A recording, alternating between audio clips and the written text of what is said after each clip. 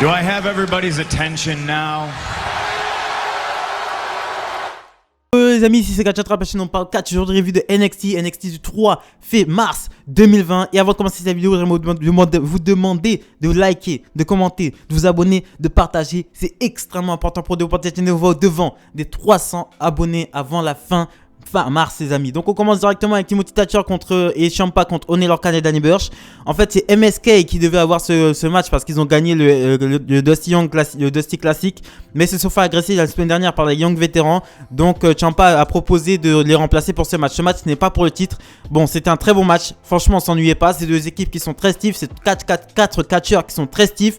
Et à un moment donné, t'as Imperium qui arrive sur le stage, ceux qui déconcentrent Timothy Thatcher et Ciampa. Donc Oney Lorcan et Danny Burch en profitent pour se débarrasser de Ciampa.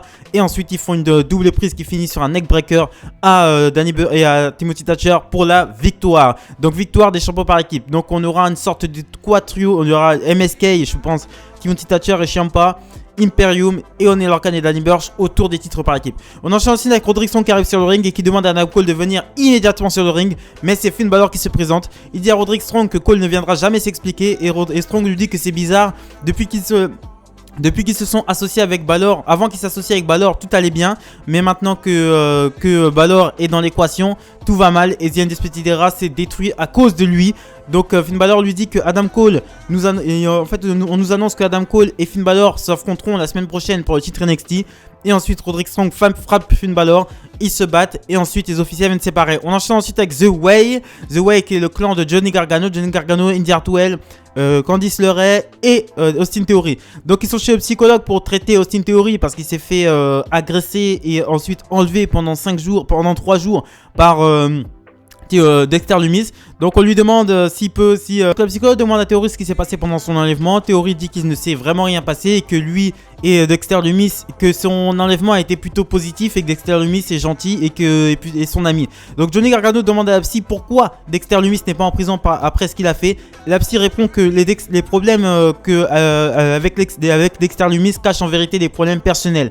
Johnny Gargano dit que c'est la thérapie est pour les autres et non pour lui.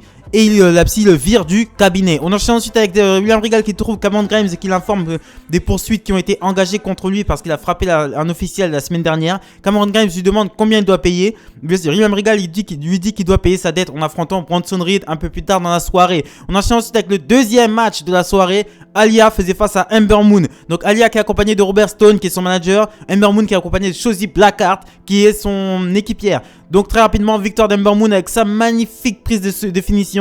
Pour moi, c'est le meilleur finisher de la WWE. L'Eclipse. Voilà. Donc grosse victoire de Ember Moon sur Alia. On enchaîne ensuite avec un match, le troisième match de la soirée qui sont pour le titre de championnat féminin.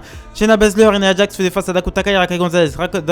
Dakota Kai et Raquel Gonzalez ont gagné le Dusty Rhodes Classic et donc elles ont le droit à un match pour les titres par équipe féminin. Donc pendant l'affrontement, moi j'attendais le face-à-face entre Raquel Gonzalez. Moi pendant ce combat, j'attendais clairement l'affrontement entre Raquel Gonzalez et Nia Jax. C'est venu un peu tard dans l'affrontement, c'est venu un petit peu tard et on n'a pas eu beaucoup, ça c'était dommage. Et donc à la fin du match, t'as Raquel Gonzalez qui met KO l'arbitre avec un big boot. Elle essaie de mettre un big boot à Nia Jax, mais elle a mis à l'arbitre. Les deux se retrouvent à l'extérieur du ring. Raquel Gonzalez et Nia Jax passent par-dessus la table des commentateurs. Pendant ce temps-là, Dakota Kai et Shayna Baszler sont sur le ring. Adam Pearce fait venir un arbitre parce que l'arbitre est KO. Et ensuite, Shayna Baszler chope Dakota Kai en Kirifu la cloche pour la victoire. Donc les championnes par équipe qui conservent la ceinture. Donc on se retrouve encore chez le psy.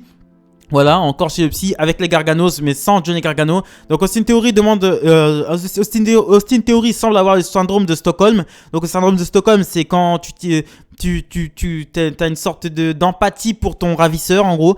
Et ensuite il dit qu'il comprend la réaction de Dexter Lumis. Il comprend Dexter Lumis. Il comprend Dexter Lumis. Il dit que Dexter Lumis n'est pas vraiment méchant. Et ensuite dès que Candice LeRae est expulsée de la séance par la psychologue parce qu'elle envoie des messages à Johnny Gargano pour lui dire ce qui s'est passé. Et ensuite la psy, quand elle est seule avec Theory, demande à Austin Theory ce qui s'est vraiment passé pendant ces 3 jours de kidnapping. On enchaîne ensuite avec une petite vignette d'Isaiah Scott qui dit qu'il a eu que Royal Ruff a eu sa chance au titre nord-américain alors que lui il a dû se battre pour se faire sa place. Et il dit que c'est terminé maintenant, terminé de rire et maintenant il est dangereux. On enchaîne ensuite avec LA Knight qui fait une promo, qui raconte un peu sa vie.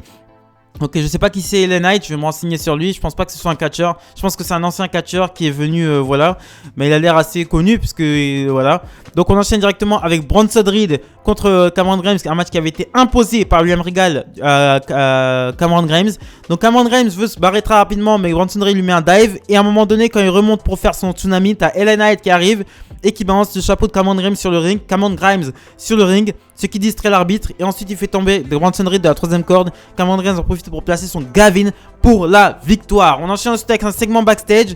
Donc, on a quelques petites news par rapport à la blessure de Katy Catanzaro. Kaden Carter est interrogée par rapport à ça. Elle dit qu'elle reviendra quand elle sera prête. Mais pendant ce temps-là, elle va s'occuper de la responsable de la blessure de son ami qui est Xia Li. Donc, la partie 3. Enchaîne ensuite avec la partie 3 chez le psychiatre. Donc Austin Theory révèle que l'enlèvement s'est très bien passé. Il a mangé des céréales et il a même été devant des cartoons. Il dit que Dexter Lumis est un bon gars. Donc la psychologue dit qu'elle a parlé à Dexter Lumis juste avant la séance avec eux. Austin Theory lui fait remarquer que Dexter Lumis ne parle pas. Et elle a révélé que oui, Dexter Lumis lui a parlé. En tout cas, elle a réussi à communiquer avec lui. Et Dexter Lumis lui a dit qu'il voulait se débarrasser de lui parce qu'il mange trop, il s'habille mal et qu'il ne pense qu'à ses muscles. Austin Theory quitte la pièce en pleurant parce qu'il est vraiment touché parce que Lumis a dit de lui. Et ensuite, Johnny Gargano arrive dans la salle de la psychiatre, dit à la psychiatre que c'est qu'une malade mentale, mais il paye la psychiatre parce que elle a réussi à convaincre Austin Theory que Dexter Lumis ne l'aime pas. Donc ça fait que la psychiatre a été soudoyée par Johnny Gargano pour qu'elle fasse comprendre à Austin Theory que Dexter Lumis est un mauvais gars, alors que Dexter Lumis n'a pas été mauvais envers Austin Theory. Donc c'est une manipulation de la part de Johnny Gargano. On enchaîne ensuite avec Ever Rise qui arrive sur le ring. Ils sont rejoints par Breezango qui arrive sur le ring pour faire face à Ever Rise, mais ils se font agresser par Joaquin Wilde et Raul Mendoza. Donc Joaquin Wilde et Raul Mendoza se font agresser.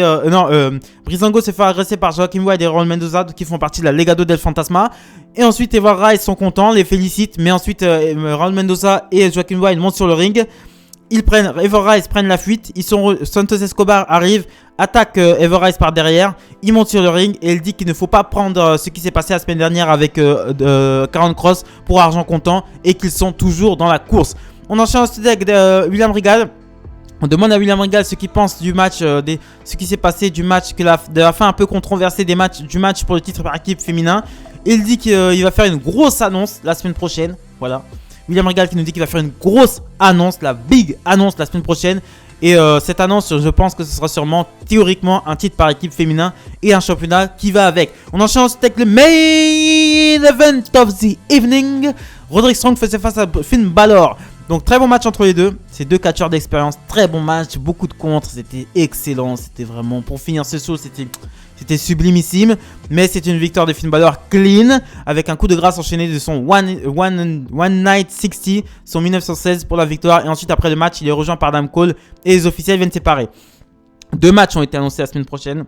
Enfin, il y en a trois, mais pour moi, il y en a deux. Un qui n'a pas été annoncé, mais qui aura lieu la semaine prochaine. Et deux qui ont été annoncés. Donc nous aurons, ça n'a pas été annoncé, Xia Li contre Kaden Carter. Kaden Carter va essayer de venger son ami Katy Catanzaro qui s'est fait blesser par Xia Li. Shotzi Blackheart, Toni Storm ira challenger Io Shirai pour le titre NXT. Voilà, donc ces femmes s'affronteront pour le titre NXT. Et Adam Cole ira challenger Finn Balor aussi pour le titre NXT. Voilà, donc on aura vraiment un très très gros épisode de NXT la semaine prochaine, sûr et certain.